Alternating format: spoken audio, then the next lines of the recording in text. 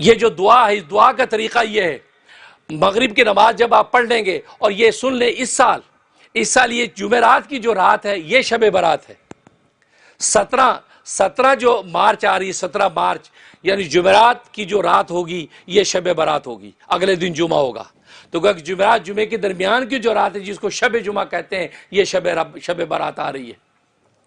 مغرب کی نماز سے آپ جب فارغ ہوں، مسجد میں ہیں تو زہ قسم زہ نصیب، اپنے گھر میں ہے کوئی بات نہیں، مغرب کی نماز سے فارغ ہو کے آپ نے سب سے پہلے کیا کرنا ہے؟ آپ نے سب سے پہلے سورہ یاسین کی تلاوت کرنی ہے، 3 مرتبہ سورہ یاسین پڑھنی ہے۔ پہلی مرتبہ جب سورہ یاسین آپ پڑھیں گے تو پہلی مرتبہ سورہ یاسین آپ نے اس نیت سے پڑھنی ہے کہ اللہ تبارک و تعالی میری عمر کو دراز کر دے، اور اس میں آپ اپنے اہل خانہ، اپنے پیاروں، اپنے رشتہ داروں، جس کی آپ چاہتے ہیں نیت کر سکتے ہیں، یا اللہ سب کو درازی عمر عطا فرما۔ تو درازی عمر کی نیت سے آپ نے جو ہے سورہ یاسین تلاوت کرنی، تلاوت کرنے کے بعد اب یہ دعا پڑھنی ہے، یہ دعا آگے میں بعد میں تلاوت کر کے آپ کو سنا دوں گا۔ دعا پڑھنے کے بعد پھر دوبارہ آپ نے جو سورہ یاسین پڑھنی ہے، دوبارہ جب سورہ یاسین پڑھیں اس وقت بلاؤں کے دفع ہونے کی نیت سے آپ نے سورہ یاسین پڑھنی ہے، یا اللہ مجھ سے، میرے اہل خانہ سے، میرے پیاروں سے یا اللہ بلاؤں کو دفع کر دے، پورا سال ہر طرح کی بلا سے محفوظ رہے۔ یہ نیت سے پڑھنے کے بعد پھر اس دعا کو آپ نے ایک مرتبہ تلاوت کرنی ہے، تیسری مرتبہ پھر آپ نے سورہ یاسین تلاوت کرنی ہے، اس نیت سے یا اللہ تو اپنے علاوہ کسی کا محتاج نہ کرنا، اس میں اپنی نیت، اپنے اہل خانہ، اپنے پیاروں کی نیت کر کے سورہ یاسین آپ پڑھیں، اور اس کے بعد یہ دعا کی تلاوت کریں۔ دعا کی تلاوت کرنے کے بعد اب آپ کا یہ عمل مکمل ہو گیا، انشاءاللہ پورا سال آپ کو اور آپ کے اہل خانہ کو جو برکتیں ملیں گی آپ اس کا تصور نہیں کر سکتے۔ یہ وہ ہے، یہ دعا میں آپ کو پڑھ کے بتا دیتا ہوں، پرچے اس کے باہر موجود ہیں۔ دعا یہ ہے، اللہم یا ذا المن ولا یمن علیک یا ذا الجلال والاکرام یا ذا الطول والانعام لا الہ الا انت ظہر اللاجئین وجار المستجیرین وامان الخائفین اللہم ان کنت کتبتنی عندک فی ام الکتاب شقیا او محروما او مطرودا او مخترا علی فی الرزق فامہ اللہم شقاوتی و حرمانی و تردی واختار رزقی و اسبتنی عندک فی ام الکتاب سعیدا مرزوقا موافقا للخیرات فإنك قلت وقولك الحق في كتابك المنزل على لسان نبيك المرسل يمحو الله ما يشاء ويثبت وعنده أم الكتاب إلهي بالتجلي العظم في ليلة النصف من شعبان المكرم التي يفرق فيها كل أمر حكيم ويبرم أن تكشف عنا من البلاء ما نعلم وما لا نعلم وما أنت به عالم إنك أنت العز الأكرم وصلى الله على سيدنا محمد وآله وأصحابه وسلم۔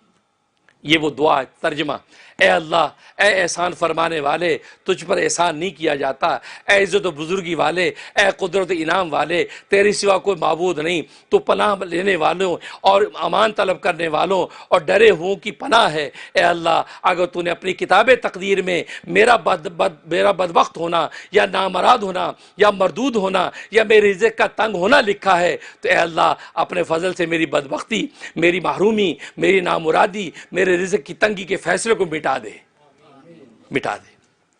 فیصلے کو مٹا دے، اور اپنی کتاب میں میرے لیے نیک بخت ہونا، کشادہ رزق پانا اور نیکیوں کی توفیق پانے کا فیصلہ لکھ دے، کیونکہ تو نے اپنے بھیجے ہوئے نبی پر نازل کردہ کتاب میں فرمایا ہے، اور تو سچی فرماتا ہے کہ اللہ جو چاہتا ہے مٹا دیتا ہے اور جو چاہتا ہے لکھ دیتا ہے، تو جب مٹا سکتا تو مٹا دے یا اللہ۔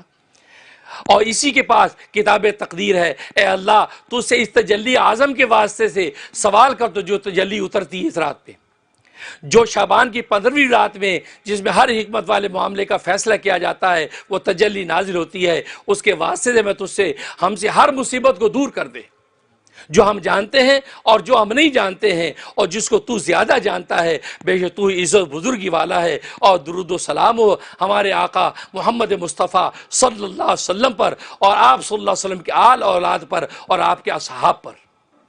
یہ اس کا ترجمہ، یہ آپ پڑھیں۔ کرنے کے بعد پھر اس کے بعد سورۃ دخان کی تلاوت کریں۔ سورۃ دخان کی تلاوت کرنے کے بعد آپ پڑھیں حسبی اللہ و نعم الوکیل، 1000 دفعہ پڑھ لیں یا 100 دفعہ پڑھ لیں۔ اس کے بعد پڑھیں یا حی یا قیوم برحمتک استغیث، 1000 دفعہ پڑھیں یا 100 دفعہ پڑھ لیں۔ اس کے بعد صلاۃ التسبیح کے نوافل پڑھ لیں، اور اس کے بعد جو ہے آپ دروشی پڑھ لیں یہ والا اللہم صلی وسلم بارک علی سیدنا محمد و آلہ و صحبہ الف الف مرتین 3000 مرتبہ پڑھ لیں یا 300 دفعہ پڑھ لیں، یہ اعمال اس رات میں کرنے کے۔ اس کے بعد آگے ایک بڑی کام کی دعا بتا رہا ہوں، یہ وہ دعا ہے جو رسول اللہ صلی اللہ علیہ وسلم نے امام حسن آپ کے جو جگر گوشہ آپ کے جو نواسے ان کو بتائی، اور یہ واقعہ علامہ سیوطی رحمۃ اللہ نے لکھا ہے۔ امام حسن رضی اللہ تعالیٰ عنہ حضرت امیر معاویہ کے زمانے میں حضرت امیر معاویہ ایک سال میں 1,00,000 درہم ان کو نذرانہ ہدیہ دیا کرتے تھے، لیکن ایک سال انہوں نے وہ نذرانہ بھیجا نہیں۔ اب گھر میں تنگ دستی آ گئی، امام حسن نے دوات قلم منگوایا اور خط لکھنا چاہا امیر معاویہ کو کہ بھی میرا وہ آپ جو ہے سالانہ بھیجا کرتے تھے ہدیہ آیا نہیں۔ پتہ نہیں کیا سوچا، پھر دوات قلم رکھ دیا، لکھا نہیں، سو گئے۔ رات کو رسول اللہ صلی اللہ علیہ وسلم تشریف لے آئے، کہا کہ بیٹا کچھ غمزدہ لگ رہے ہو، کیا خیریت ہے سب؟ کہا کہ ابا جان سب ٹھیک ہے، نہیں کوئی پریشانی ہے؟ ہاں ذرا مالی تنگی آ گئی ہے، تنگ دستی ہے۔ کہا کہ اچھا پھر؟ کہا کہ بس وہ امیر معاویہ مجھے ہر سال بھیجا کرتے تھے 1,00,000 ہدیہ، وہ آیا نہیں، تو گھر میں جو اخراجات تھے ترتیب تھی وہ تنگی سی آئی ہوئی۔ فرمایا کہ کسی سے مانگنے کی ضرورت نہیں، تم یہ دعا پڑھو، اللہ تبارک و تعالیٰ مدد کریں گے۔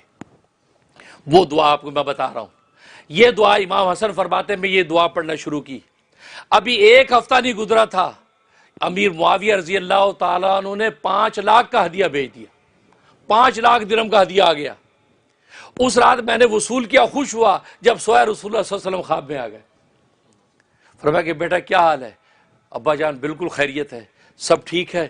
فرمایا کہ سارا قصہ سنایا کہ یہ ہوا۔ کہا کہ تم نے تو قلم دوات منگا لی تھی لکھنے کے لیے، اور تمہیں دیکھو 1,00,000 کی جگہ 5,00,000 آیا۔ اور آگے کیا پتہ کی بات فرمائی؟ فرمایا کہ جب مخلوق سے نگاہ ہٹا کر خالق کی طرف نگاہ کرتا ہے تو پھر ایسے انعام ملتے ہیں۔ اللہ اپنے بیٹے کو کیا سبق دے گئے، یہ ہم سب نبی کے بیٹے ہیں، ہمارے لیے یہ سبق ہے بھئی، سب بیٹے بیٹے خدا سے مانگنا۔ فرمایا اللہ سے جب امیدیں باندھ لوگے تو اللہ تبارک و تعالیٰ پہ اسی طریقے سے فیصلے کرتے ہیں۔ کہا 1,00,000 ملتا تھا اور تم لکھو گے تو 1,00,000 ملے گا، کہا مخلوق کے آگے ہاتھ پھیلانا چھوڑ دے میرے بیٹے، اللہ کو پکار، اللہ مخلوق کے چوٹی کے بالوں سے پکڑ کے خود عطا کرے گی۔ یہ وہ بابرکت دعا ہے، یہ دعا اس رات میں 25 مرتبہ پڑھے، اور روزانہ اگر اس دعا کو پڑھنے کا اہتمام کر لیں تو پھر آپ کی جھولی خالی نہیں ہوگی، جھولی پھٹ جائے گی، اتنا ملے گا۔ یہ وہ دعا ہے کہ نبی نے خود کہی، یہ دعا حسن کے نام سے مشہور ہے۔ فرمایا اللہم اقذف فی قلب رجاءک وقت رجاء من سواک حتی لا ارجو احدا غیرک اللہم وما ضعفت عنہ قوتی وقصر عنہ عملی ولم تنتهی الیہ رغبتی ولم تبلغ مسألتی ولم یجر علی لسانی مما آتیت احدا من الاولین والآخرین من الیقین فخصنی بہ یا ارحم الراحمین۔ آگے حوالہ لکھا ہوا ہے اس کا ترجمہ، اے اللہ پیدا کر دے میرے دل میں تو اپنی امید و توکل کو، پیدا کر دے میرے دل میں تو اپنی امید و توکل کو، اور کاٹ دے میری امیدوں اور بھروسوں کو تو اپنے غیر سے میری امیدیں کاٹ دے اے اللہ۔ اور وہ امید و توکل کہ کمزور ہوگی یہ جس کے پانے سے میری طاقت، اور کم ہو گیا اس کے مطابق میرا عمل، اور نہیں پہنچ پائی اس امید توکل تک میری رغبت، اور نہیں پہنچ سکا اس امید و توکل مانگنے تک میرا سوال، اور نہیں جاری ہو سکی میری زبان پر اس امید و توکل کو مانگنے کے الفاظ جس امید و توکل میں سے تو نے کسی کو بھی حصہ عطا کیا ہے اولین و آخرین میں سے، پس خاص کر دے مجھے یقین و توکل کی اس دولت کے ساتھ اے سارے جہانوں کو پالنے والا۔ دیکھو پوری دعا میں امید و توکل مانگی جا رہی ہے۔ یہ وہ سبق نبی نے یہ راز بتا دیا کہ اگر جینا سیکھنا چاہتے ہو تو امید و توکل اس سے باندھ لو، دنیا خود آپ کے قدموں میں ڈالے گی۔ یہ جب دعا پڑھی ہے امام حسن نے، فرمایا 1 ہفتے میں اللہ تبارک و تعالی کے رحمت کے خزانے، فرمایا پھر کبھی تنگ دستی نہیں آئی۔ تو یہ وہ دعا اس رات میں 25 مرتبہ آپ تلاوت کر لیں، یہ رات کے اعمال ہیں۔ اس کے علاوہ جو آپ عمل کریں تو یہ لیل و برات جو شب برات اس کو ضائع نہ ہونے دو، اس میں اللہ تبارک و تعالیٰ کو راضی کر لیں گے، انشاءاللہ رمضان مبارک کی دولتیں بھی لوٹیں گے۔ پہلا مہینہ عباداتی سال کا رمضان ہے، دوسرا شوال ہے، تیسرا ذی-القعدہ ہے، چوتھا ذی الحجہ ہے۔ گویا کہ یہ 4 مہینے یہ عباداتی سال ہیں۔ گویا کہ پورے کے پورے 12 مہینے میں سے 1/3 یعنی یہ جو 4 مہینے اللہ تبارک و تعالیٰ نے رکھے ہیں یہ عبادتوں کے رکھے ہیں، یہ وہ خاص کشتی جو نفس و شیطان کے ساتھ ہونی ہے یہ اس کے مہینے ہیں۔ ان 4 مہینوں میں جب بندہ اس کشتی کے اندر جو ہے پوری جو قوت اور طاقت کے ساتھ مقابلہ کرتا رہتا ہے تو اللہ تبارک و تعالیٰ باقی سب مہینوں میں اس کے لیے کامیابی کا فیصلہ کر دیتے ہیں۔ اب باقی مہینوں میں پھر کوئی نفس و شیطان اس پر غالب نہیں آ سکتا، لیکن اگر وہ ان 4 مہینوں کے اندر تکاثر کا شکار ہوا، نفس و شیطان سے مغلوب ہو گیا، اسے اپنے رذائل کو نہ دبایا اور اپنے خسائل کو اوپر نہ کیا اور اپنے ظلمانی اس کثیفے کو گندگی کو ختم کر کے اچھے اخلاق کو اگر پیدا کرنے کی کوشش نہ کی تو پھر باقی مہینوں میں کامیابی کی اب کوئی سبیل نہیں ہے۔ اس لیے یہ 4 مہینے اللہ تبارک و تعالیٰ نے ایسے رکھے ہیں، ان 4 مہینوں میں اللہ تبارک و تعالیٰ نے ہمیں ایسی عبادتیں دے دی ہیں، ایسی عبادتیں دے دی ہیں جو ہر طرح کامل و مکمل جب ان 4 مہینوں میں انسان سچے دل سے محنت کر لیتا ہے تو پھر باقی پورے سال میں کامیابی ہی کامیابی ہے۔ اب رہا یہ سوال کہ کیا کوئی آسان اور مختصر راستہ ہے کہ انسان اپنے رذائل کو ختم کر کے اور خسائل کو حاصل کرے؟ ظاہر ہے آج کل شارٹ کٹ کا دور ہے، ہر آدمی کہتے ہیں یار شارٹ کٹ بتائیے، کوئی مختصر کوئی راستہ ہے؟ ہاں راستہ ہے، مختصر راستہ بالکل ہے، اور انہی 4 مہینوں میں اللہ تبارک و تعالیٰ نے اس مختصر راستے کا اشارہ کر دیا ہے۔ اور مختصر راستہ کیا؟ جیسے میں نے بتایا کہ جذبہ انفاق، خرچ کرنے کا جو جذبہ ہے یہ انسان کے اندر جتنا زیادہ بڑھتا ہے اللہ تبارک و تعالی اس کے اندر اخلاق اور عمدگی کے ساتھ ظاہر کرتے ہیں، اخلاق فضیلہ اس کے اندر ظاہر ہوتے ہیں اور اخلاق رذیلہ اس کے دبتے ہیں۔ خرچ کرنا تو گویا کہ مختصر آسان راستہ جو ہے اللہ تبارک و تعالیٰ کے قرب کو پانے کا اور خسائل کو حاوی کر کے رذائل کو ختم کرنے کا مختصر ترین راستہ اگر ہے تو وہ صدقے کا راستہ ہے۔ صدقہ کرنا، صدقہ و خیرات کرنا یہ وہ مختصر راستہ ہے کہ جس کے ذریعے سے انسان اللہ تبارک و تعالیٰ کو قرب حاصل کر لیتا ہے اور رذائل کو مٹا کے فضائل اور خسائل کو حاصل کر پاتا ہے۔ اس لیے کہ صدقہ اللہ تبارک و تعالیٰ نے ایسی چیز رکھی ہے کہ انسان کو جو اللہ نے تکریم دی ہے، جو قوت دی ہے، جو مرتبہ پوری کائنات میں دیا وہ صدقے کی وجہ سے ہے۔ اس کے صدقہ دینے کا جو جذبہ ہے، اس صدقہ دینے کے جذبے کی وجہ سے یہ انسان پوری دنیا کے اندر سب سے مکرم ہے۔ جو قرآن نے کہا وَلَقَدْ كَرَّمْنَا بنی آدم، ہم نے بنی آدم کو سب سے زیادہ مکرم اور معظم بنایا ہے، سب سے زیادہ طاقتور بنایا ہے۔ اس کے طاقت اور اس کی تکریم کا مدار صرف اور صرف صدقے پر ہے۔ چنانچہ حدیث میں آتا ہے جب اللہ تبارک و تعالی نے زمین کو پیدا کیا، زمین کو بنایا، کیونکہ ظاہر ہے کہ یہاں پہلے پانی ہی پانی تھا، خشک زمین نہیں تھی، پانی پانی تھا۔ جب اللہ تبارک و تعالی نے ارادہ کیا کہ زمین کو بنائے اور زمین کے اوپر انسان کو آباد کرے تو پانی کے اندر ایک جو اچھال پیدا ہوا، ابال پیدا ہوا، اتنا ابال پیدا ہوا کہ وہ جگہ زمین عام پانی کی سطح سے بلند ابلنے لگی۔ جیسے پانی ابلتا ہے تو آپ جانتے ہیں جس جگہ سے ابلتا ہے وہ پانی عام سطح سے بلند ہوتا ہے، اور کس جگہ پر یہ ابال پیدا ہوا؟ اس جگہ پر جس جگہ پر اس وقت کعبہ ہے، اللہ کا گھر ہے جس جگہ پر، اس جگہ پر جو ابال پیدا ہوا اور پانی عام سطح سے بلند ہوا اور اتنا زیادہ قوت کے ساتھ وہ موجیں ٹکراتی رہی یہاں تک کہ وہ عام سطح سے بلند ہو کر کثیف ہو گیا، سخت ہو گیا، وہ کثیف ہوگا اور وہ بلند ہو گیا۔ اللہ تبارک و تعالیٰ اس کو وہیں پر خشک کر دیا، باقی ساری زمین نیچے رہی، وہ جگہ بلند ہو گئی، ابھر گئی۔ اس ابری جگہ کو کعبہ کہتے ہیں۔ اس لیے کعب عربی میں کعب ٹخنے کو کہتے ہیں، اینکل عام سطح سے ابھرا ہوا، ٹخنا ابھرا ہوا ہوتا ہے، اس لیے کعبہ کو کعبہ کہتے ہیں۔ وہ ابھرا ہوا عام زمین سے، وہ زمین عام اس سے ابھر گئی، تو وہ جب زمین ابھر گئی تو وہاں اس جگہ سے اللہ تبارک و تعالیٰ نے پوری زمین کو پھیلایا۔ حدیث میں آتا ہے جیسے روٹی کا پیڑا ہوتا ہے، روٹی کے پیڑے کو جب روٹی بنا کے پھیلا دیا جائے تو پوری روٹی بن جاتی ہے، اللہ تبارک و تعالی نے اس زمین کے پیڑے کو اس روٹی کی طرح پھیلا کے اس پانی کے اوپر ڈال دیا۔ جب پانی کے اوپر ڈالا تو نیچے پانی تھا، ظاہر پانی کو استقرار نہیں ہے، پانی ہچکولے کھاتا تھا، اوپر جو روٹی پڑی زمین کی وہ بھی ہچکولے کھاتی تھی۔ تو فرشتوں نے سوچا کہ اللہ تعالیٰ تو اس زمین پہ کسی مخلوق کو آباد کرنا چاہتا ہے تو مخلوق اس پہ ٹکے گی کیسے؟ یہ تو ہچکولے کھا رہی، جیسے کشتی پانی پہ ہچکولے کھاتی ہے، تو یہاں مکان کیسے بنیں گے، دکانیں کیسے بنیں گی، آبادی کیسی ہوگی، لوگ رہیں گے کیسے؟ کیونکہ زمین تو ہچکولے کھا رہی۔ اب جیسے روٹی کو آپ پانی پہ رکھ دیں تو ظاہر پانی پہ وہ تیرے گی، وہ ٹھہرے گی نہیں۔ تو اللہ تبارک و تعالیٰ نے اس زمین کے اوپر پہاڑ پیدا کر دیے، گویا کہیں کوئی ہمالیہ کے سلسلے قائم کر دیے، کہیں کیٹوں کی چوٹیاں کھڑی کر دی، پہاڑ قائم کر دیے، اور پہاڑ یوں ٹھونک دیے اس زمین پر جیسے کیل ٹھونکی جاتی ہے، کیلیں جیسے ٹھونک دی جاتی ہیں۔ جب کیلیں ٹھونک دی تو ظاہر ہے کہ وہ زمین ٹھہر گئی، رک گئی، اس کا ہچکولا پن ختم ہو گیا۔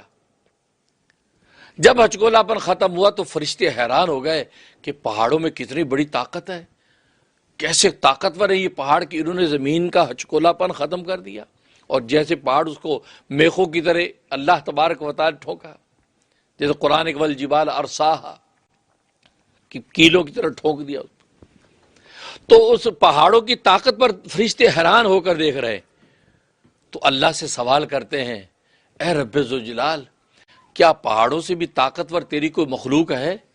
کہ پہاڑوں کی طاقت کا عالم یہ ہے، اتنی بڑی وسیع زمین کا جو ہچکولا پن تھا، یہ پہاڑ اس کے اوپر آئے، وہ بالکل ساکن و ساکت ہو گئی، اتنے طاقتور ہے یہ پہاڑ۔ تو سوال کر دیا، اے رب ذوالجلال، کہ کیا ان پہاڑوں سے بھی طاقتور تیری کوئی مخلوق ہے؟ اللہ نے فرمایا ہاں، پہاڑوں سے بھی طاقتور مخلوق ہے، اس کو لوہا کہتے ہیں، لوہا کہتے ہیں۔ تو حدیث میں آتا ہے فعجبت الملائکۃ من شدت الحدید، کہ لوہے کی طاقت کا سن کے حیران ہو گئے فرشتے۔ کہا کہ رب ذوالجلال، کیا لوہے سے بھی طاقتور تیری کو مخلوق ہے؟ اللہ نے فرمایا ہاں، لوہے سے بھی طاقتور بھی مخلوق ہے جس کو آگ کہتے ہیں۔ تو فعجبت الملائکۃ من شدت النار، اس آگ کی طاقت کا سن کر فرشتے حیران ہو گئے کہ اتنی طاقت ہے اس آگ کے اندر کہ لوہا اس کے سامنے نہیں ٹھہر سکتا۔ اور واقعی ظاہر ہے کہ لوہا آگ میں ڈال دے پانی ہو جاتا ہے، اس کی کوئی حقیقت نہیں رہتی، آگ میں گرم کر خود جیسے ٹھونکے ویسے مڑ جاتا ہے۔ اور خود لوہا پہاڑوں کے کس طریقے سے سینے چیر دیتا ہے، پہاڑوں کو ریزہ ریزہ کر دیتا ہے، لیکن آگ کے سامنے اس کی کوئی حقیقت نہیں، اس کے سامنے پگھل جاتا ہے۔ تو فعجبت الملائکۃ من شدت النار، تو آگ کی طاقت کو سن کے حیران ہو گئے کہ آگ کی طاقت اتنی کہ لوہا اس کے سامنے پانی ہو جاتا ہے۔ تو پوچھا اے رب ذوالجلال، کیا آگ سے بھی طاقتور تیری کو مخلوق ہے؟ فرمایا ہاں، آگ سے بھی طاقتور میری مخلوق ہے، فرمایا اس کو پانی کہتے ہیں۔ آگ کے علاوہ ہوں، پانی اس کے اوپر ڈال دیا، آگ بھسم ہو جاتی ہے، بجھ جاتی ہے، اس کے سامنے ٹھہر نہیں سکتی۔ جب پانی کا سنا تو فعجبت الملائکۃ من شدت الماء، فرشتے حیران ہو گئے، تعجب میں پڑ گئے کہ پانی کی اتنی طاقت کہ آگ کے بڑے بڑے تودے بجھا کے خاک کر دے۔ پوچھ لے اے رب ذوالجلال، کیا پانی سے بھی طاقتور تیری کو مخلوق ہے؟ تو اللہ تبارک و تعالیٰ نے فرمایا ہاں، پانی سے بھی طاقتور میری مخلوق ہے جس کو ہوا کہتے ہیں۔ ہوا کی طاقت عالم یہ ہے کہ بڑی بڑی پانی کی موجیں وہ ہوا کے رخ کے خلاف نہیں چل سکتی، جدھر ہوا لے کے چلے تو بڑی بڑی موجیں پانی کی اس کے رخ پہ چلنے لگتی ہیں، غلاموں کی طرح اس کی اطاعت کرتی ہیں، پانی اس کے خلاف چل نہیں سکتا۔ اب یہ سنا تو فرشتے اور حیران، فعجبت الملائکۃ من شدت الہوا، ہوا کی اس طاقت کو سن کر اور حیران ہو گئے کہ رب ذوالجلال، کیا ہوا سے بھی طاقتور تیری کو مخلوق ہے؟ اللہ تبارک و تعالیٰ نے فرمایا ہاں، ہوا سے بھی طاقتور میری مخلوق ہے۔ فرمایا کہ اس کو کیا کہتے ہیں؟ فرمایا اس کو آدم کا بیٹا کہتے ہیں۔ آدم کا بیٹا جو انسان، یہ ہوا سے بھی طاقتور مخلوق ہے، اور ایسی مخلوق ہے یہ ایک ہاتھ سے صدقہ دیتا ہے، اس انداز سے دیتا ہے کہ اس کے دوسرے ہاتھ کو خبر نہیں ہوتی۔ اتنا چھپا کے اپنے رب کی رضا کے لیے، اس چھپی ذات کو راضی کرنے کے لیے اتنا چھپا کے صدقہ دیتا ہے کہ اس کے دوسرے ہاتھ کو بھی خبر نہیں ہوتی۔ فرمایا کہ اس کی طاقت ان ہواؤں سے بھی زیادہ ہے۔ اب سوال پیدا ہوا کہ اچھا یہ عجیب بات ہے کہ انسان سب سے زیادہ طاقت، اور فرمایا کہ اس لیے کہ صدقہ دیتا ہے۔ صدقہ دیتا ہے، صدقے میں کون سی ایسی طاقت ہے بھائی؟ لوہے کی طاقت، آگ کی طاقت، ہوا کی طاقت، پانی کی طاقتیں ساری آنکھوں سے مشاہدہ ہوتی ہیں، لیکن اللہ تبارک و تعالیٰ فرمایا کہ یہ انسان جو سب سے زیادہ طاقتور ہے، اور اس وجہ سے طاقتور ہے کہ یہ اللہ کے راستے میں صدقہ دیتا ہے، اور اتنا چھپا کے صدقہ دیتا ہے کہ اس کے دوسرے ہاتھ کو خبر نہیں ہوتی۔ بس یہ جو اللہ تبارک و تعالیٰ نے جس انداز سے اس کے صدقہ دینے کو ذکر کیا ہے، اس کے اندر اللہ تبارک و تعالیٰ نے انسان کی چھپی طاقت کا ذکر کیا ہے۔ کیونکہ میں نے بتایا طاقت یہ لطافت سے پیدا ہوتی ہے، کثافت سے نہیں، کثافت سے نہیں۔ آپ پہاڑ کی طاقت تو دیکھ لیں، پہاڑ کثیف ہے، وہاں پتھر ہی پتھر ہیں، وہاں پر جو ہے وہ کچرا ہی کچرا ہے، گندگیاں ہی گندگیاں ہیں۔ پہاڑ کو اگر دیکھیں وہ سراپا کثافت، لہذا اس کی طاقت سب سے زیادہ کم ہے۔ جہاں کثافت زیادہ ہوتی ہے وہاں طاقت سب سے کم ہوتی ہے۔ لوہے کے اندر کثافت اس سے کم ہے، اس میں لطافت بڑھ گئی، کیونکہ لوہے میں ایک ہی قسم کی دھات ہے، ایک ہی قسم کا میٹیریل ہے۔ پہاڑ میں تو طرح طرح کی غلاظتیں موجود ہیں، طرح طرح کے پتھر ہیں، طرح طرح کی اینٹیں ہیں، طرح طرح کی مٹی ہیں، طرح طرح، لیکن لوہا سے ایک ہی دھات کا پورا نام ہے۔ اس میں کثافت کم ہو گئی، لطافت بڑھ گئی۔ جیسے لطافت بڑھی تو اس لوہے کی طاقت اس پہاڑ سے بڑھ گئی۔ لیکن لوہے کی کثافت کا عالم یہ کہ لوہے کی دیوار ہو آپ گزر نہیں سکتے، اس کی کثافت ہے، گزر نہیں سکتے۔ تو اس سے زیادہ طاقت آگ کی ہے۔ آگ کی لطافت کا عالم یہ ہے، آگ کے اندر آپ یوں ہاتھ کریں تو آگ کی میں سے ہاتھ آپ کا گزر جائے گا، مطلب اس کے اندر اتنی لطافت ہے کہ آپ اس آگ کو کاٹ کے ہاتھ نکال لیتے۔ اس کی لطافت بڑھ گئی اور کثافت کم ہوئی تو اس آگ کی طاقت لوہے سے بڑھ گئی۔ پھر آگ کے اندر جو کثافت تھی، ظاہر آگ کی کثافت اس سے زیادہ لطافت جو اللہ نے پانی میں رکھی ہے، پانی کے لطافت جو ہے وہ آگ سے بھی زیادہ ہے۔ آگ میں دھوئیں کا اندھیرا ہے، آگ کے اندر اس کی حرارت کی گرمی ہے، لیکن پانی کے اندر تو اور شفافیت ہے۔ پانی اگر سامنے ہے تو باساں دوسری طرف کا انسان آپ کو نظر آ سکتا ہے، لیکن آگ کا علاوہ اگر ہے تو دوسری طرف کا انسان آپ کو نظر نہیں آتا۔ گویا کہ آگ کے اندر کثافت زیادہ ہے پانی سے، پانی میں لطافت جب بڑھ گئی تو اللہ تبارک و تعالی نے پانی کی طاقت بڑھا دی۔ تو آپ اندازہ کریں لطافت جیسے بڑھتی چلی جا رہی ہے، طاقت بڑھتی جا رہی ہے۔ پھر آگ پانی کے اندر آئے، پانی کے اندر جو کثافت تھی اس سے زیادہ کم کثافت ہوا میں تھی۔ ہوا کی لطافت کا عالم یہ کہ انسان کو نظر بھی نہیں آتی، پانی تو نظر بھی آتا ہے۔ پانی کا تو ایک جسم ہے جس کو آپ دیکھتے ہیں، ہوا تو نظر بھی نہیں آتی، کیونکہ ہوا کی لطافت اور بڑھ گئی۔ تو ہوا کی لطافت اور بڑھی تو اس کی طاقت بڑھ گئی جو پانی سے بھی زیادہ ہے، لہذا اس لیے کہ ہوا پانی سے بھی زیادہ طاقتور۔ اور پھر پوچھا کہ ہوا سے زیادہ طاقتور؟ فرمایا کہ بنی آدم یعنی آدم کا بیٹا جو ہے وہ ہوا سے بھی زیادہ طاقتور ہے۔ وہ کیوں؟ فرمایا اس لیے کہ وہ ایک ہاتھ سے صدقہ دیتا، دوسرے ہاتھ کو خبر نہیں ہوتی۔ یہ جو عنوان اللہ تبارک و تعالی اختیار فرمایا ہے، اس عنوان میں اس انسان کی لطافت ذکر کی ہے۔ اس کی لطافت کا عالم یہ ہے، ایسی لطافت ہوا کے اندر بھی نہیں ہے جو لطافت اس کے اندر ہم نے پیدا کی ہے، لہذا اس لطافت کی وجہ سے اس کی طاقت ہوا سے بھی بڑھ گئی۔ جب ہوا سے بڑھ گئی تو پوری کائنات میں سب سے طاقتور اگر کوئی مخلوق ہے تو وہ انسان ہے۔ وہ انسان سے طاقتور اب ایک ہی ذات ہے، وہ اللہ تبارک و تعالیٰ کی ذات۔ اس کے علاوہ جتنی بھی مخلوقات ہیں وہ انسان سے زیادہ کمزور، اور انسان سب سے زیادہ طاقتور ہے۔ لیکن انسان کے اندر یہ طاقت اور لطافت کیسے پیدا ہوئی؟ فرمایا چھپا کر صدقہ دینے سے پیدا ہوئی۔ تو صدقہ ہے وہ طاقت جو انسان کے اندر ایسی لطافت پیدا کر دیتا ہے، وہ پھر یہ دنیا کے مادی وسائل کا محتاج ہی نہیں رہتا، وہ اپنی آواز پہنچانے کے لیے ٹیلی فون اور لاؤڈ سپیکر کا محتاج ہی نہیں رہتا، وہ پھر جو ہے دریاؤں کو عبور کرنے کے لیے کشتی اور جہاز کا محتاج ہی نہیں رہتا۔ یہ دنیا کے جو اسباب خود اس کی غلامی، ڈائریکٹ غلامی کرتے ہیں۔ آج کی سائنس اور ٹیکنالوجی تو یہ ہے کہ ہوائی جہاز پر بیٹھیں گے، ہوائی جہاز لے کر اس کو اڑے گا، اس مادہ کے محتاج ہے، وہ ہوائی جہاز کا محتاج ہے پروازوں میں جانے کے لیے، لیکن جس انسان کے لطافت زیادہ بڑھ جائے وہ انسان پہ ہوائی جہاز کا محتاج نہیں، بغیر ہوائی جہاز کے عرش معلیٰ پر پہنچ جاتا ہے۔ سرکار دو عالم صلی اللہ علیہ وسلم معراج کا سفر کر کے آئے، بغیر ہوائی جہاز کے کر کے آئے، وہ پھر محتاج نہیں ہے۔ حضرت سلیمان علیہ السلام وہ سائنس اور ٹیکنالوجی کے محتاج نہیں، لیکن پوری تخت شاہی ہواؤں کے اندر اڑتا نظر آتا ہے، کئی مہینے کا سفر کرتے نظر آتے ہیں، اور ساتھ زمین کے وہ ٹکڑے جس میں مال مویشی ہے وہ بھی زمین کے ساتھ اڑتے نظر آتے ہیں۔ اتنا بڑا تخت شاہی، اتنا بڑا تخت شاہی کہ آپ کی تخت کے پیچھے 1000 جرنیل، فوجی 1000 جرنیل کھڑے ہوتے تھے، اور ہر ایک جرنیل کے ساتھ ہزار کی فوج ہوتی تھی۔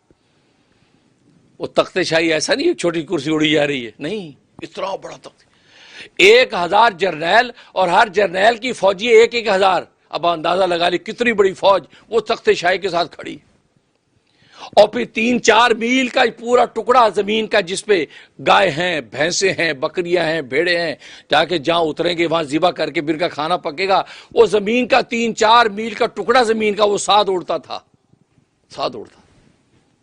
یہ کہاں سائنس تھی اس وقت، کہاں ٹیکنالوجی تھی، یہ کیا ہو رہا ہے؟ اس کا مطلب یہ ہے کہ اللہ تبارک و تعالیٰ نے اس بندے کے اندر سلیمان میں ایسی لطافت انتہا کے درجے تک پہنچا دی۔ جب لطافت اس درجے کو پہنچ گئی ہے تو مادیت کے جتنے وسائل خود غلام بن جاتے ہیں۔ پھر ہم مادی وسائل کے غلام نہیں رہتے، بلکہ مادی وسائل ہمارے محتاج ہو جاتے ہیں، وہ ہمارے غلام ہو جاتے ہیں۔ آج آواز پہنچانے کے لیے ہم لاؤڈ سپیکر کے محتاج ہیں، آج آواز پہنچانے کے لیے ہم ٹیلی فون اور وائرلیس کے محتاج ہیں، آج سفر کرنے کے لیے ہم کار موٹر کے محتاج ہیں، ہم مادے کے محتاج ہو گئے ہیں، سائنس ٹیکنالوجی کے محتاج ہو گئے ہیں۔ ہمارا غنا، ہمارا استغنا ان مخلوقات، ان مادیت سے بے پرواہ ہونا ہمارا ختم ہو گیا۔ حالانکہ اللہ نے ان سب کا آپ کو حاکم بنایا تھا، لیکن آج آپ ان سب کی غلامی اور منتیں کر کے ان سے نفع اٹھاتے نظر آتے ہیں، اس لیے کہ آپ کی لطافت ختم ہو گئی ہے۔ لطافت ختم ہو گئی۔ اگر لطافت آپ کی بڑھ گئی، اور لطافت بڑھنے کا مطلب یہ ایسی لطافت اپنے ایسے مالک اور خالق کے ساتھ ایسا رشتہ جڑ گیا جو مالک اور خالق نظر نہیں آتا، اس کا رشتہ دنیا کے ہوا پانی مٹی کے ساتھ نہیں بلکہ اس کے خالق کے ساتھ ایسا رشتہ جڑا ہے۔ اللہ نے اس کی لطافت اتنی قوی کر دی کہ حدیث میں آتا ہے حضرت عمر فاروق رضی اللہ تعالیٰ عنہ مدینے کے اندر جمعے کو خطبہ دے رہے ہیں، اور ملک شام کے اندر لشکر اسلام جہاد کر رہا ہے، اور ساریہ صحابی اس کا جرنیل ہے، اور یہ خطبہ دے رہے ہیں جمعے کا۔ خطبہ دیتے دیتے اچانک فرماتے ہیں یا ساریت الجبل، یا ساریت الجبل، اے ساریہ پہاڑ کی اوٹ لے لو، اے ساریہ پہاڑ کی اوٹ لے لو۔ موجود صحابہ حیران ہو جاتے ہیں، ساریہ تو 1000 میل دور ملک شام میں جہاد کرنے گیا ہوا ہے، اور حضرت عمر فاروق رضی اللہ تعالیٰ اچانک یہ کیا بول رہے ہیں؟ یہ کہا جب پھر اس کے بعد اپنے معمول کا خطبہ دیا، خطبے کے بعد ممبر سے ہوتے تو لوگوں پہ حضرت آپ یہ کیا فرما رہے ہیں یا ساریہ الجبل، ساریہ تو وہاں جہاد کر رہا ہے، آپ یہ کیا کہہ رہے ہیں؟ کہا کہ میں جب اللہ کا خطبہ دے رہا تھا، پیغام حق بیان کر رہا تھا، اللہ تبارک و تعالیٰ نے مادیت کے سارے پردے میرے سامنے ہٹا دیے اور ساریہ کے میدان جنگ آنکھوں سے مجھے دکھایا۔ میں آنکھوں سے دیکھ رہا تھا، اور دیکھ رہا تھا کہ دشمن پیچھے سے چپکے سے اس پہ حملہ کرنے کے لیے دوڑ رہا ہے، اور ساریہ اگر اپنی جگہ سے ہٹتا نہ تو دشمن حملہ کر دیتا اور لشکر اسلام کے پرخچے اڑ جاتے۔ میں نے یہاں سے پیغام دیا یا ساریہ الجبل، یا ساریہ الجبل، اے ساریہ پہاڑ کی اوٹ لے لو، پہاڑ کی اوٹ لے لو۔ وہ جیسے میں نے یہ بات کہی تو ساریہ اس کے لشکر والوں پہاڑ کی جب اوٹ لے لی تو پیچھے سے حملے سے بچ گئے، اور اللہ تبارک و تعالی لشکر اسلام کو فتح عطا فرما دی۔ 1 مہینے کے بعد جب لشکر مدینے میں آیا، ان سے پوچھا کہ کیسے فتح ہوئی؟ کہا کہ اگر عمر فاروق رضی اللہ تعالیٰ عنہ ہمیں گائیڈ نہ کرتے تو دشمن ہمارے پرخچے اڑا دیتے۔ ہم میدان جہاد میں تھے، ہمیں پتہ نہیں کہ پیچھے سے دشمن حملہ کرنے آ رہا ہے۔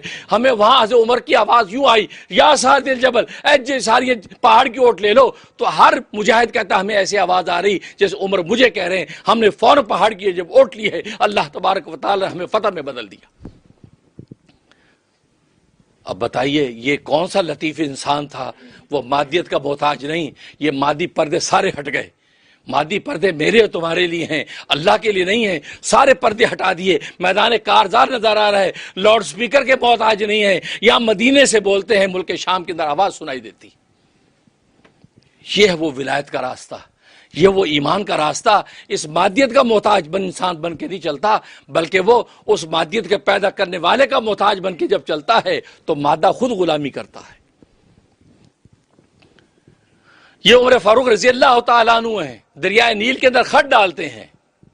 جب ان کو کہا کہ دریائے نیل یہ پانی نہیں دیتا، خشکی آ گئی ہے، اور یہاں کا دستور یہ ہے کہ دریائے نیل کے اندر جب تک یہ خوبرو لڑکی زیورات سے مزین کر کے دلہن بنا کے اس دریا کی بھینٹ نہیں چڑھاتے، اس وقت تک دریا پانی نہیں دیتا۔ تو صحابی سعد ابن ابی وقاص وہاں سے پوچھتے ہیں، یا امیر المومنین کیا کروں؟ فرمایا کہ نہیں، یہ جاہلیت کی رسموں کا اسلام انکار کرتا ہے، اس کی قطعاً اجازت نہیں ہے ایک بے گناہ کو ہم اس طرح بھینٹ چڑھائے۔ میں تمہیں خط لکھ کے بھیجتا ہوں، یہ خط دریا نیل کے اندر ڈال دو۔ کس کو خط لکھ رہے ہیں؟ دریا نیل کو لکھ رہے ہیں۔ میں نے اور تو نے کبھی سوچا بھی نہیں ان بے جان چیزوں کو ہم بات کہیں، نہیں، اس لیے کہ وہ ان کا رابطہ وہاں ہے۔ خط لکھ رہے ہیں، کیا لکھ رہے ہیں؟ اللہ کے بندے عمر کی طرف سے دریائے نیل کے نام، اللہ کے بندے عمر کی طرف سے دریائے نیل کے نام۔ اس کے بعد کہ اے نیل، اے نیل، اگر تو زمانہ جاہلیت کی اس رسم کی وجہ سے چلتا ہے اور تو لوگوں کو پانی دیتا ہے تو پھر تیرے پانی کی ہمیں کوئی ضرورت نہیں، اور اگر تو اللہ تبارک و تعالیٰ کے امر سے چلتا ہے تو اللہ کا بندہ عمر تجھے حکم دیتا ہے تو اللہ کے لیے، اللہ کے بندوں کے لیے جاری ہو جا۔ یہ کہہ کے فرمایا کہ جب دریائے نیل کے اندر جو خط ڈالا ہے تو صحابی فرماتے ہیں کہ اسی وقت پانی ابلنے لگا ہے، اور پانی آج تک دریائے نیل میں پانی ختم نہیں ہوا۔ وہ ایک خط ڈال لیں، یہ مادیت کہاں گئی؟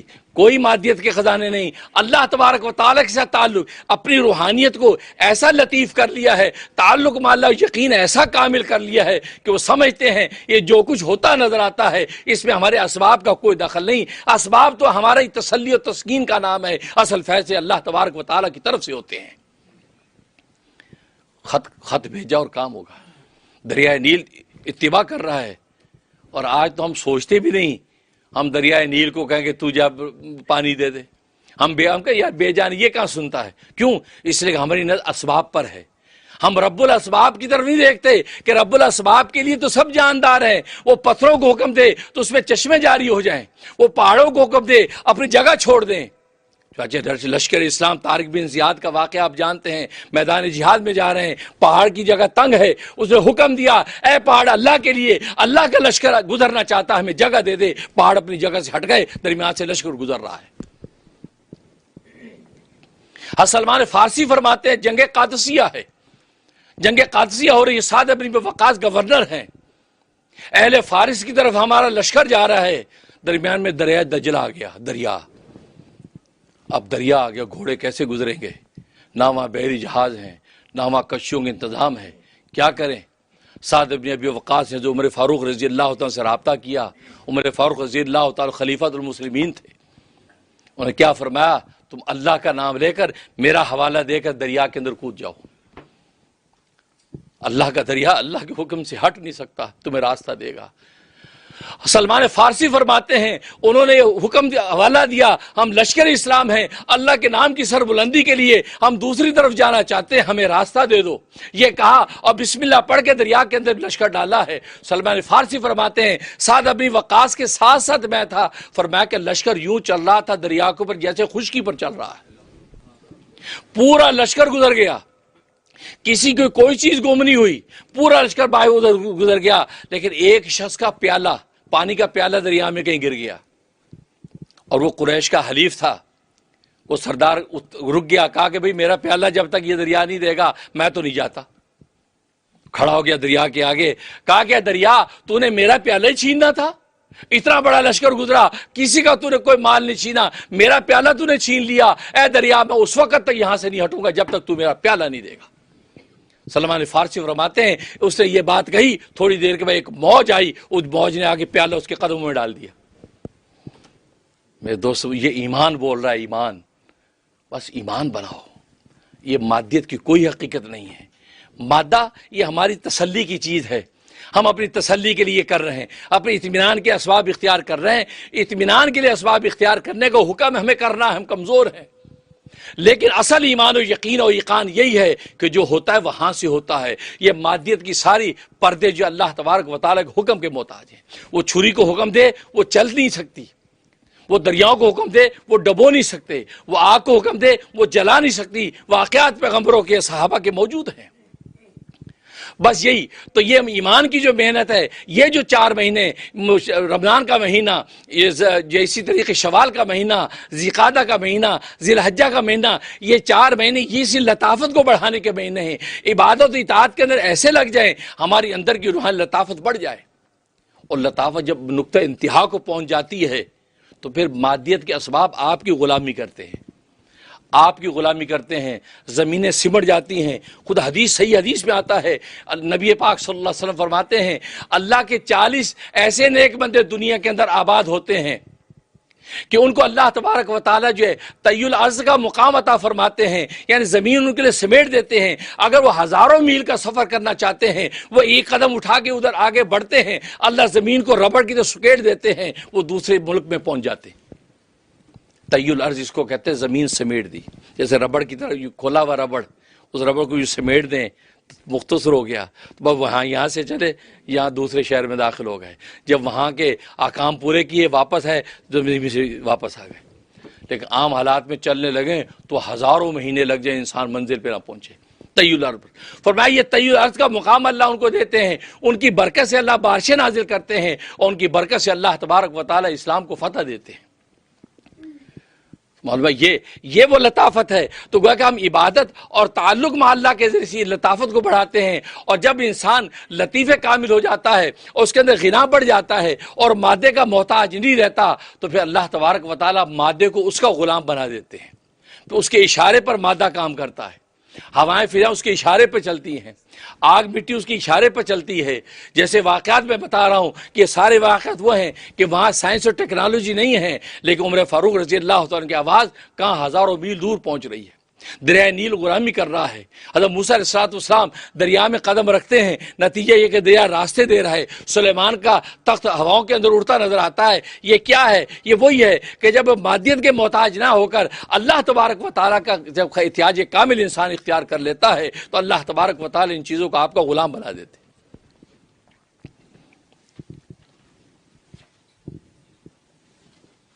اور اس سے 2 فائدے ہوتے ہیں جب انسان مادیت سے ہٹ کے لطافت میں محنت کرتا ہے. یا تو فزیکلی اس کو یہ کمال حاصل ہو جاتا ہے، ولایت و معرفت کے اس مقام پر پہنچ جاتا ہے کہ مادے اس کی غلامی کرتے ہیں. جیسے عمر فاروق رضی اللہ تعالیٰ ان کی فضائیں غلامی کر رہی ہیں، ہوائیں غلامی کر رہی ہیں اور مادیت کے خزانوں کی غلامی کر رہے ہیں. یا تو یہ مقام مل جاتا ہے. اگر وہ مقام نہیں ملتا تو کم سے کم یہ مقام ضرور مل جاتا ہے. انسان اپنے عقیدے اور ایمان کے اندر ہی بات کو سمجھ لیتا ہے جو ہوتا ہے اللہ تبارک و تعالیٰ کے امر سے ہوتا ہے. دنیا کے اندر جو اسباب نظر آتے ہیں اسباب میں کوئی طاقت نہیں ہے. گویا کہ اسباب پر ایمان اٹھ کر اور رب الاسباب پر ایمان اس کا کامل ہو جاتا ہے. کوشش اس بندے کا کام ہے، وہ اختیار کرتا ہے، باقی وہ کہتا ہے فیصلے اللہ تبارک و تعالیٰ کی طرف سے ہوتے ہیں. یہ یقین و معرفت نصیب ہو جاتی ہے تو یہ بھی اللہ تبارک و تعالیٰ کے ولایت و معرفت کا ایک مقام ہے جو اللہ کو انسانوں کو اللہ عطا کر دیتے ہیں. تو فزیکلی اگر ہم اس مقام پہ نہ پہنچیں کہ فضائیں ہماری آواز پہنچائیں، لیکن ہم ایمان و یقین تو یہ رکھیں گے کہ بھئی یہ سب اللہ کے امر سے ہوتا ہے، ہماری کوئی حقیقت نہیں. ہمارا کام کھانا کھانا ہے، بھوک مٹانا اللہ کا کام ہے. ہمارا کام پانی پینا ہے، پیاس مٹانا اللہ کا کام ہے. روٹی بھوک نہیں مٹا سکتی، ورنہ جول بقر کی بیماری جس کھاتا رہتا ہے انسان کھاتا رہتا ہے اس کی بھوک نہیں مٹتی، یہاں تک پیٹ پھٹ جاتا مر جاتا ہے. اسی طرح استسقاء پیاس کا مرض، پانی پیتا رہتا اس کی پیاس نہیں مٹتی یہاں تک اس کا پیٹ پھٹ جاتا ہے. تو یہ بیماریاں کیوں پیدا ہو رہی ہیں؟ پانی نے پیاس نہیں مٹائی، کھانے نے بھوک نہیں مٹائی، بھوک اللہ نے مٹائی ہے. اسی لیے تو کھانا کھانے کے بعد شکر اللہ کا کرتے ہیں، یا اللہ تو نے کھانا کھلایا ہے، تو نے پانی پلایا ہے اور تو نے ایمان کی دولت عطا فرمائی ہے. یا اللہ تیرا شکر کرتے ہیں کہ تو نے ہمارے کھانے کے ذریعے ہماری بھوک مٹا دی.